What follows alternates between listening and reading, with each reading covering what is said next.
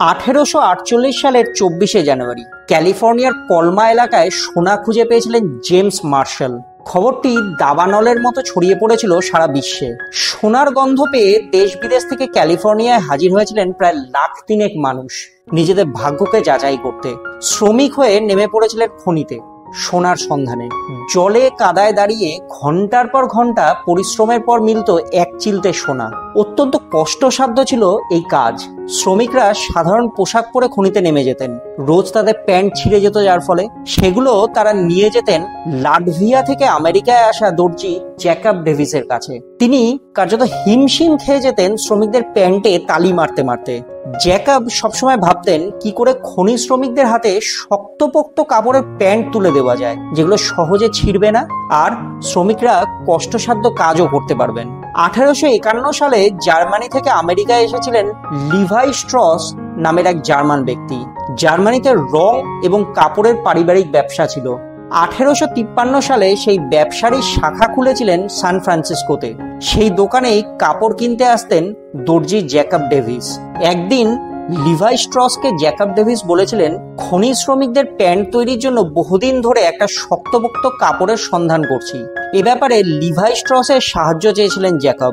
দুজনে মিলে সেদিন সারাদিন ধরে বিশাল গোডাউনে টেকসই কাপড় খুঁজে বেরিয়েছিলেন।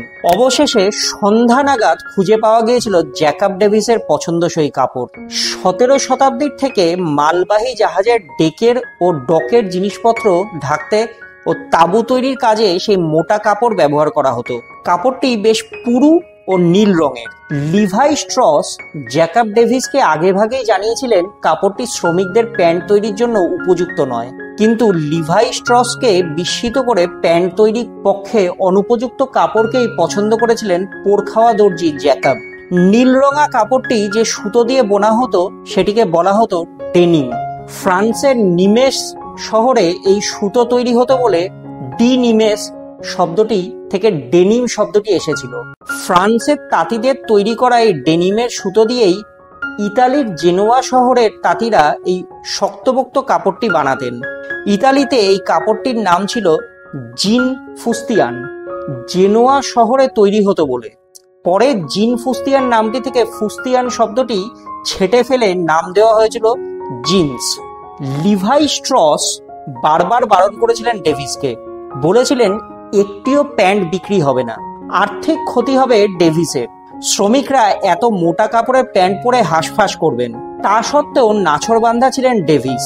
সেই মোটা নীল কাপড় দিয়েই বানিয়ে ফেলেছিলেন শ্রমিকদের প্যান্ট।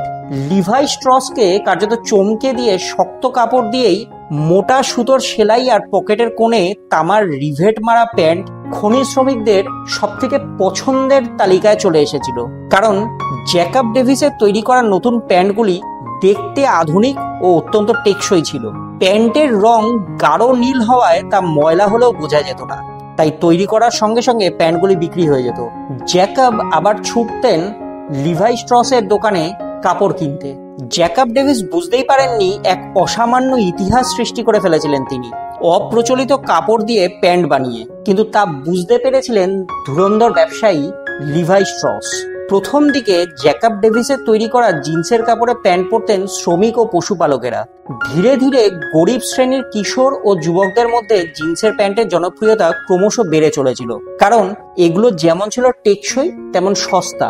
জ্যাকব ডেভিসের তৈরি করা প্যান্টের সব পরিস্থিতি সহ্য করার ক্ষমতা দেখে আকর্ষিত হচ্ছিলেন সমাজের উঁচু শ্রেণীর মানুষেরাও। সান ফ্রান্সিসকোর বাজারে জ্যাকব ডেভিসের জিন্সের বিপুল জনপ্রিয়তা দেখে লিভাই স্ট্রস নেমে পড়েছিলেন জিন্সের ব্যবসায়। কারণ জ্যাকব ও তার কর্মীরা ছাড়া এই প্যান্ট কে বানাবে? রাজি হয়েছিলেন জ্যাকব ডেভিসও। জ্যাকব ডেভিসের কাছে লিভাই স্ট্রসের মতো অগাধ অর্থ ছিল না, তাই নিজের কোম্পানি বানাবার স্বাদ থাকলেও সাধ্য ছিল না। কিছুদিনের মধ্যে জ্যাকব ডেভিসকে নিয়ে জিন্সের প্যান্ট তৈরির একটি কোম্পানি খুলে ফেলেছিলেন লিভাই স্ট্রস, যেটির নাম দিয়েছিলেন নিজের নামে, লিভাই স্ট্রস অ্যান্ড কোম্পানি। যিনি বিশ্বকে জিন্সের প্যান্ট উপহার দিয়েছিলেন সেই জ্যাকব ডেভিসকে পেছনের সারিতে পাঠিয়ে দিয়ে জিন্সের প্যান্টের ময়দান দখল করে নিয়েছিলেন লিভাই স্ট্রস। 1873 সালের 20শে মে জিন্সের প্যান্ট তৈরির পেটেন্ট পেয়ে গিয়েছিলেন লিভাই স্ট্রস অ্যান্ড কোম্পানি। তারপর লিভাই স্ট্রস অর্থ দিয়ে বশ করে নিয়েছিলেন জ্যাকব ডেভিসের দোকানের কিছু কর্মীকে। তাদেরকে দিয়ে ধীরে ধীরে আরো নতুন কিছু প্যান্ট তৈরি করা শিখিয়েছিলেন লিভাই স্ট্রস। জ্যাকব ডেভিসকে জিন্সের জগৎ থেকে সরিয়ে দেওয়ার চক্রান্ত এভাবেই সম্পন্ন করেছিলেন তিনি। লিভাই স্ট্রস অ্যান্ড কোম্পানি ভেঙে 1880 সালে তৈরি হয়েছিল লিভাইস, যা সারা বিশ্বে জনপ্রিয়তা লাভ করে। 1920 সালের মধ্যে সারা আমেরিকা ছেয়ে ফেলেছিল লিভাইস কোম্পানি তৈরি করা ডেনিম ওয়েস্ট জিন্স। বন্ধু ভেবে ফেলা লিভাই স্ট্রসের বিশ্বাসঘাতকতায় জিন্সের জগৎ থেকে হারিয়ে গিয়েছিলেন জিন্সের প্যান্টের অমর স্রষ্টা জ্যাকব ডেভিস।